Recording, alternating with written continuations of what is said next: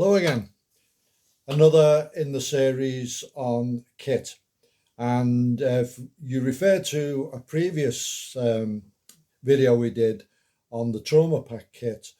We had a look at the CAT, the Combat Application Tourniquet, and in this video we'll discuss that in more detail. Now, in the past, tourniquets of any description were regarded very much with askance by the training world in first aid. In any kind of pre-hospital setting, they just weren't advised at all. Although there was quite a bit of material on how to improvise a tourniquet using various things, but they were still kind of a last resort and a wilderness option, more or less. And that changed really, mainly during the War on Terror. The very, very long fight against terrorism with tremendous casualties from IEDs and so on. And another significant step was Mogadishu, when the military, US military, started thinking more about the problem. That's where tactical combat casualty care started to become a topic. Anyway, the CAT tourniquet is a very, very elegant design. It's very mechanically effective and very useful, and in many tests and evaluations it's proved to be the most effective, and it's certainly been used a lot in the War on Terror. An early ratchet type tourniquet design I tried out. It was sent to me by a friend in the United States, and it was a one-hand application thing. Anyway, I put it on my arm, tightened it up, and it worked well. But the problem was it needed two hands to release it, which is very difficult to do. It's on your arm. And I somehow maneuvered using a piece of furniture, as I recall, managed to get it off without losing the use of my arm. So that was the thing. Now the CAT has gone through several evolutions, but it's very, very important to avoid cheap copies. And you can quite easily identify them. I mean, the first thing is the price. If you're paying about less than £10, $10 or whatever for a CAT, it's a copy. And you know, do you really want to risk your life on a copy? One of the things to look for there are some more expensive clones, and the torsion bar, if it's tapered, that's probably the one to avoid. The modern evolutions of the CAT have a full thickness bar. So that's the thing, buy quality. It's a single-use item, and you know, it shouldn't be reused a lot. It's going to be carried in austere environments. It's going to be carried in the heat, in damp, very, very dusty conditions and so on. So you should check it, particularly the guys in the military. But as I say, it's a single-use item and you want it to be high quality. So for carriage, there's a number of options, and this holder has got the tech lock on it to attach to a belt. It takes the CAT very, very well. It's a little bit bulky that way because of the tech lock, and for any kind of uniformed officer, it would be fine on their equipment. It's well made and it protects the majority of the tourniquet, but there will be some exposed. So this is another one with a cat inside it, and this one has this loop here, so it's a bit more compact. And if you're going to wear it with civilian clothes on a belt, then this would be a lot more discreet. And tourniquet fits very, very well in there. Take it in and out. There you go. This pouch here is from Maxpedition, and it was one I used for my mobile phone, and I don't have a phone that fits it anymore. The phones are bigger, so it was lying around until I discovered that it will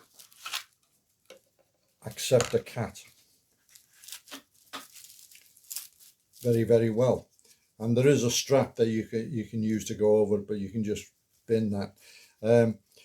It's got numerous attachments. You can have it horizontally or vertically on the belt.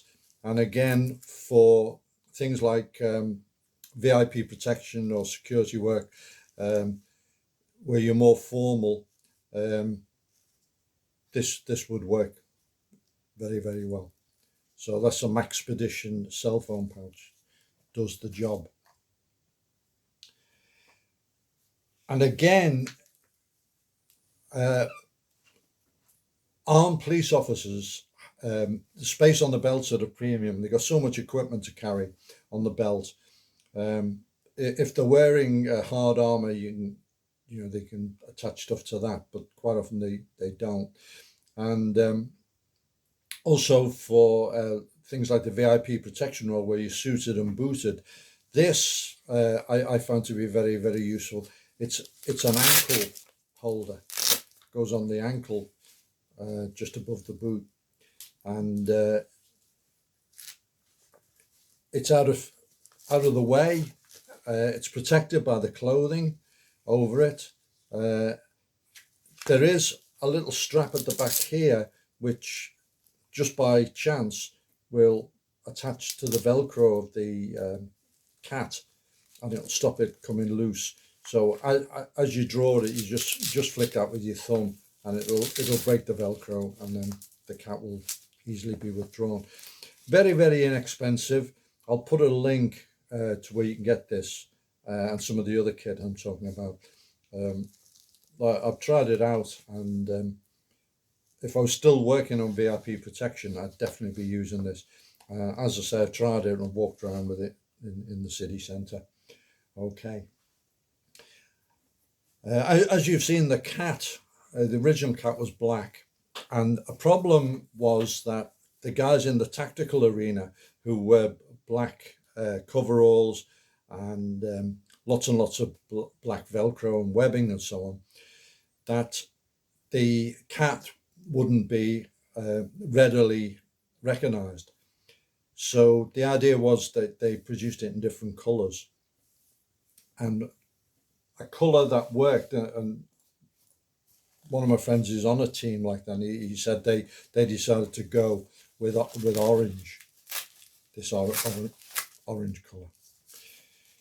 So if you see that amongst all the other Velcro leg straps and so on, you know the guy's got a tourniquet on him. So it's a good idea. I bought one of these, not for that reason, but I wanted a trainer. So I bought, this is a cheap copy made by slave labor, and I certainly wouldn't rely on it. But for training,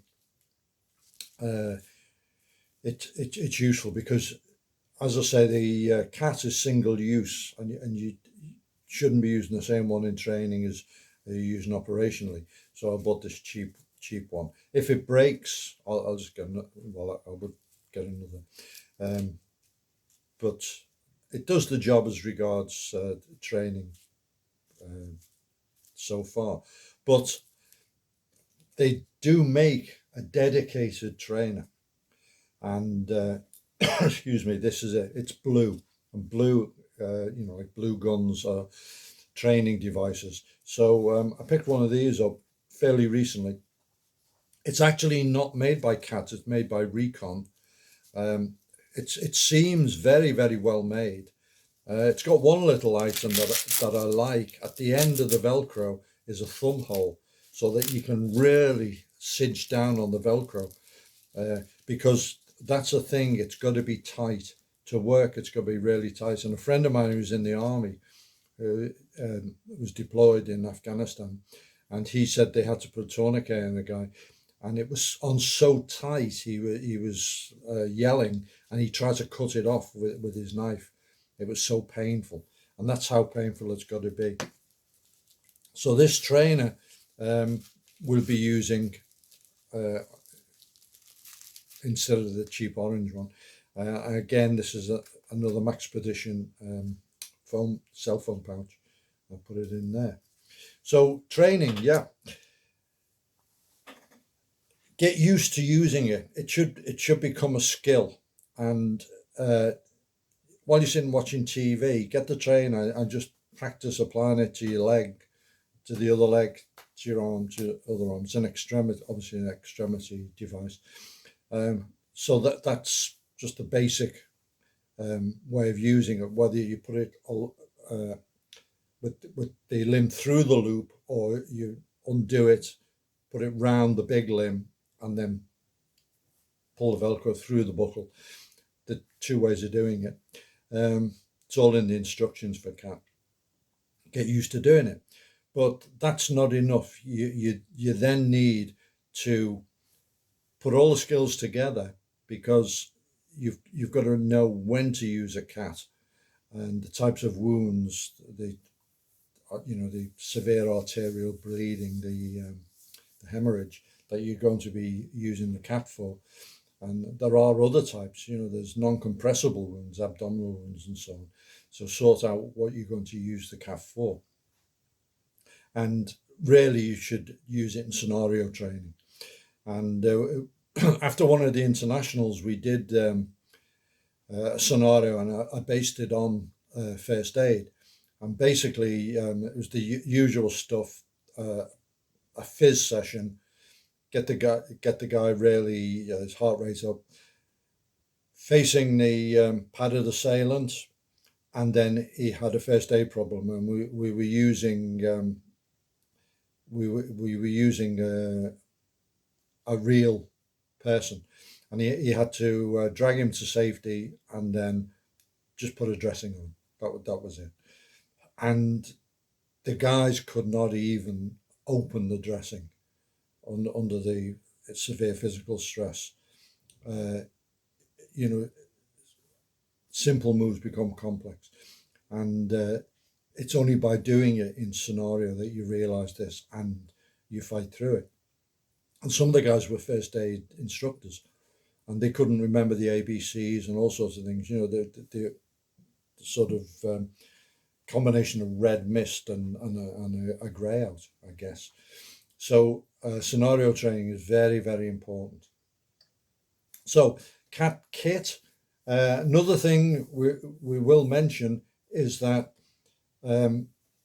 ancillaries. So by definition, if you're using a CAT, using a tourniquet, there's going to be a lot of blood. So what's very, very important is that you glove up. So you need surgical gloves. And this little pouch I